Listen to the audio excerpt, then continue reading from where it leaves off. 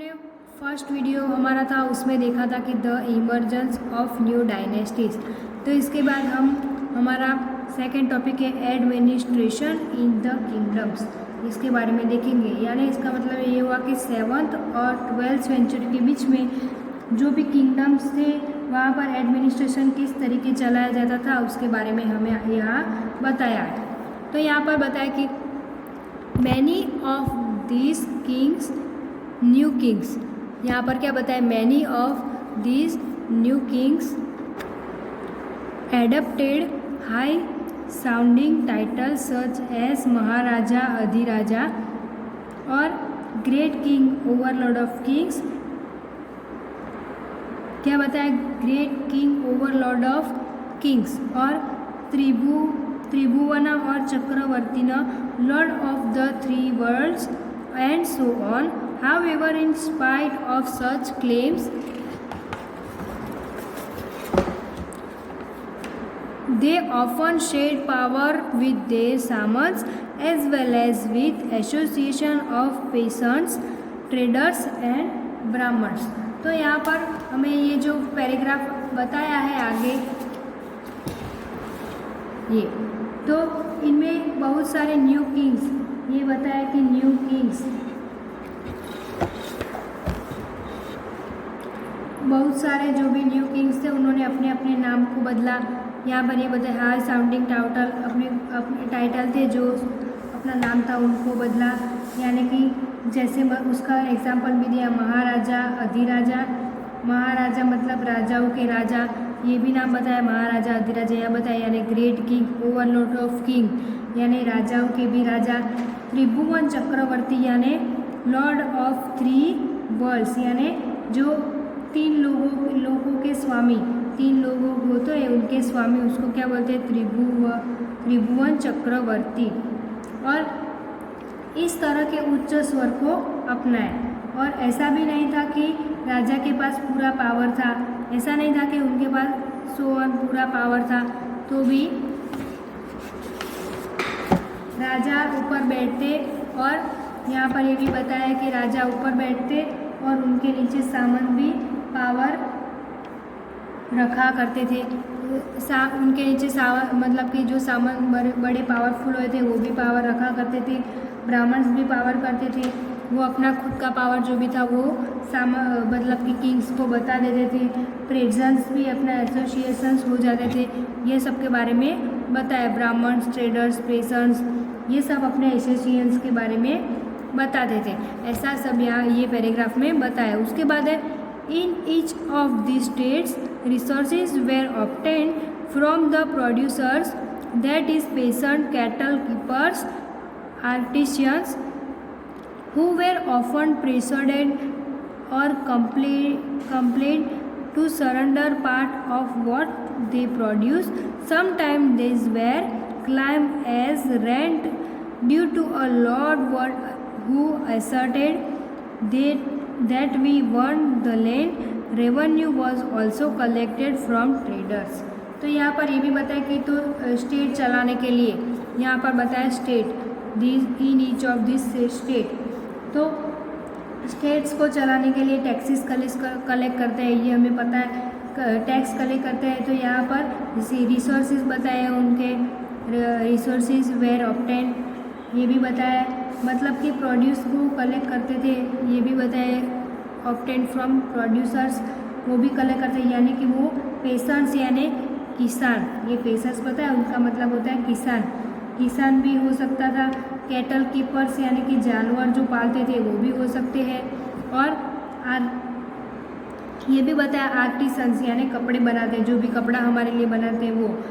तो इन सभी लोगों के से सरकार क्या करते थे, टैक्स कलेक्ट करती थी, इनके बारे में यहाँ बताया। और उनको टैक्स देने के लिए फोर्स भी किया जाता था कि आप जल्दी टैक्स भरो, ऐसा उनके ऊपर फोर्स किया जाता था। और कई बार टैक्स को रेंट के रूप में कहा जाता था कि भाड़े के रूप में उसको भाड़ा भी देना पड़ता था, ऐसा कहा जाता था। और उनको रेवेन्यू को ट्रेडर्स में भी कलेक्ट किया जाता था, उनके पास जो भी टैक्स था ट्रेडर्स था उनको, उनके रेवेन्यू को ट्रेडर्स से भी कलेक्ट किया जाता था। ये सब यहाँ पर बताया है।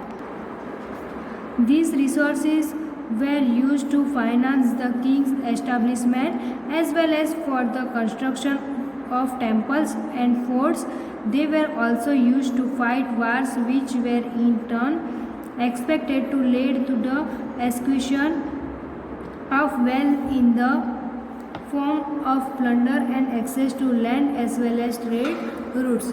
तो यहाँ पर बताया कि जो रिसोर्स कलेक्ट किया जाते थे, जिनके लिए रिसोर्सेज कलेक्ट किया जाते थे, उनको राजा के पूरे एस्टेब्लिश को फाइनेंस करते थे। उनके पास जो भी राजा का एस्टेब्लिश था उनको क्या करते थे, फाइनेंस करते थे और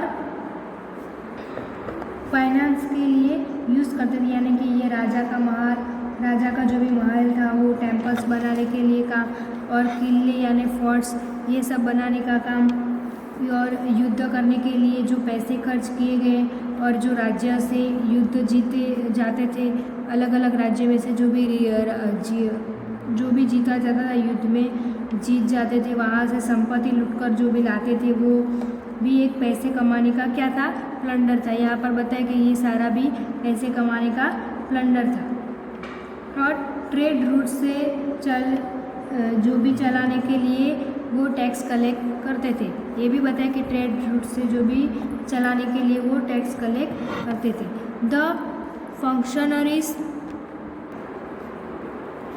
generally recruited from influential families and positions were often hereditary. This was true about the army as well. In many cases, close relatives of the king held this position. तो यहाँ पर बताया है कि टैक्स कलेक्ट करने का जो revenue था, कलेक्ट करने का जो पूरा सिस्टम था, जो लोग टैक्स कलेक्ट करने में इन्वॉल्व थे वो इन्फ्लुएंशियल फैमिलीज किया जाता था। उनको क्या किया जाता था, इन्फ्लुएंशियल फैमिलीज वो भी किया जाता था। और पोजीशंस हैं ये हेरिडेटरी होते थे, यानी कि फादर के बाद उनका सन, उसके बाद उसका सन, ऐसा भी हेरिडेटरी किया जाता था। उसके बाद ये हमें आर्मी के रूप में आर्मी में जो देखने को मिलता था वो मैनी केसेस में किंग के ज़्यादा रिलेटिव्स होते थे। जो आर्मी के रूप में देखे थे वो क्या होते थे, जब बहुत ज़्यादा मैनी केसेस में क्या किंग से ज़्यादा रिलेटिव होते थे। तो उसके बाद हमें बताया प्रेस्टीज एंड लैंड ग्रांट्स। तो prashastis contains detail that may not be literally true but they tell us how rulers wanted to depict themselves as valiant, victorious warriors. For example, these were composed by learned Brahmins who occasionally help in the administration. तो यहाँ पर ये paragraph में बताया कि जो Prestige है वो ऐसी डिटेल्स रखते थे अपने पास कि जिसमें ये डिटेल ट्रू ना हो, यानी कि सच्ची ना हो। तो ये रूलर है वो खुद को किस तरीके से देखता है। फॉर एग्जांपल वैलियंट, यानी खुद को दिखाना चाहता है, वो वैलियंट कहलाता है। विक्टोरियस वेरियस, यानी खुद को वेरियस दिखाता है। तो ये प्रेस्टीज है, ये ब्राह्मण्स के द्वारा लिखा जाता है, जो क्या है, एडमिनिस्ट्रेशन के काम के किंग की हेल्प करता है। एडमिनिस्ट्रेशन के लिए जो भी काम होता है वो किंग की हेल्प करता है। ये सब बताया गया है। तो इसके बाद ये हमें बताया कि king often reward Brahmins by grants of land. These were record on copper plates which were given to those who received the land. तो यहाँ ये भी बताया गया है कि एक प्रेस्टीज है जो भी वो क्या होता है, संस्कृत में लिखा था। यहाँ पर ये हमें पिक्चर बताया गया है, उसमें क्या लिखा है कि संस्कृत में लिखा जाता है। यहाँ क्या, कलहन नाम का वो क्वार्टर था, उसमें लिखा जाता है। और प्रेस्टीज ये भी बताता है कि कश्मीर के बारे में है। क्या है, कश्मीर के बारे में ये एक ऑथर था, ये भी बताया गया। और ये किंग जो थे वो कई बार ब्राह्मण्स को ग्रांट्स देते थे, ये भी बताया गया। लैंड्स, ग्रांट्स ऑफ लैंड वो भी देते थे। और लैंड का यानी ज़मीन दान में देते थे, वो हमने आगे देखा था कि वो ज़मीन भी देते हैं, ग्रांट्स देते हैं, यानी ज़मीन दान में देते हैं। और ये ग्रांट्स को क्या, कॉपर प्लेट्स पर लिखा जाता था। ये जो भी दान दिया उसको क्या लिखा जाता है, कॉपर प्लेट्स, ये हमें नीचे बताई गई है, उसमें लिखा जाता था। तो इसके बाद हम देखेंगे unusual for the 12th century was long Sanskrit poem containing the history of kings who ruled over Kashmir. It was composed by an author named Kalhana. He used a variety of sources including inscription, document, eyewitness and accounts and earlier histories to write his account. Unlike the writers to prestige, he was often critical about rulers and their policies. तो यहाँ पर बताया कि जो Prestige है वो हमने आगे भी देखा, एक बार ये पैराग्राफ में देखा था कि संस्कृत में लिखा गया है। ये जो भी हमें आगे दिखाई दिया है वो सब क्या संस्कृत में लिखा गया है। कल्हण नाम का ऑथर था, ये भी यहाँ पर बताया है। और ये प्रेस्टीज जो थे वो कश्मीर के बारे में है, ऐसा भी ये पैराग्राफ में बताया गया है। तो ये ऑथर ने सारी चीज़ों को जो देखा है, जैसे कि इंस्क्रिप्शन, डॉक्यूमेंट्स यहाँ पर बताया है, आई विटनेस, ये सब वैरायटी पर या ये सारी भी वैरायटी यहाँ पर लिखी गई। मतलब कि क्रिटिकल अबाउट रूलर्स और पॉलिसीज, ये सब यहाँ पर लिखा गया। उसके बाद हम देखेंगे next paragraph, welfare for wealth, यानी कि पैसे के लिए जो युद्ध किया जाता था उसकी बात यहाँ पर की। वेलफेयर ऑफ वेल्थ यानी हम पैसे के लिए जो भी युद्ध करते हैं उसको यहाँ पर बताया।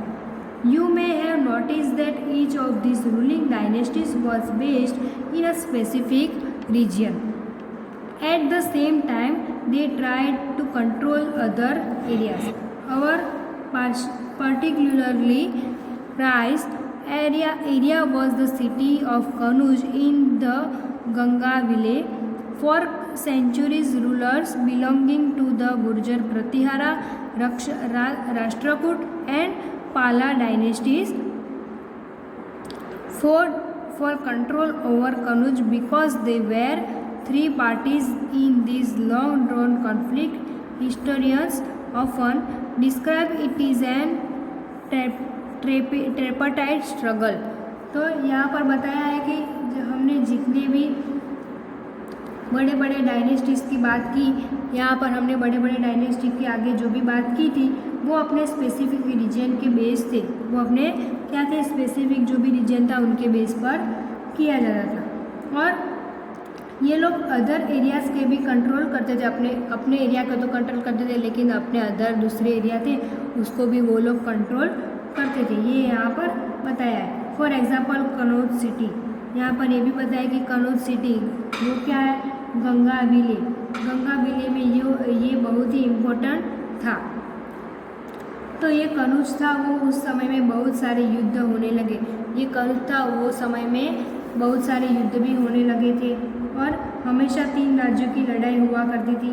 ये भी बताया, यहाँ क्या दिया है, 3 पार्टीज, यानी 3 राज्यों की लड़ाई हुआ करती थी। ये 3 राज्यों ने गुर्जर, प्रतिहार, राष्ट्रकूट और पाल डायनेस्टीज ये हमेशा लड़ते थे।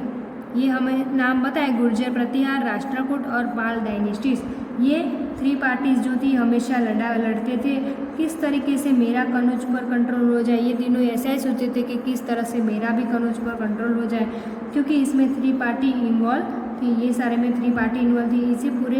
इस पूरे स्ट्रगल को ट्रिपार्टिट स्ट्रगल कहते हैं। यहाँ पर ये भी बताया है कि ये पूरे तीनों राज्यों के स्ट्रगल थे, यानी गुर्जर, प्रतिहार, राष्ट्रकूट और पाल डायनेस्टीज, ये तीनों को क्या डिस्क्राइब किया जाता है, ट्री पार्टी स्ट्रगल ऐसा भी किया जाता है।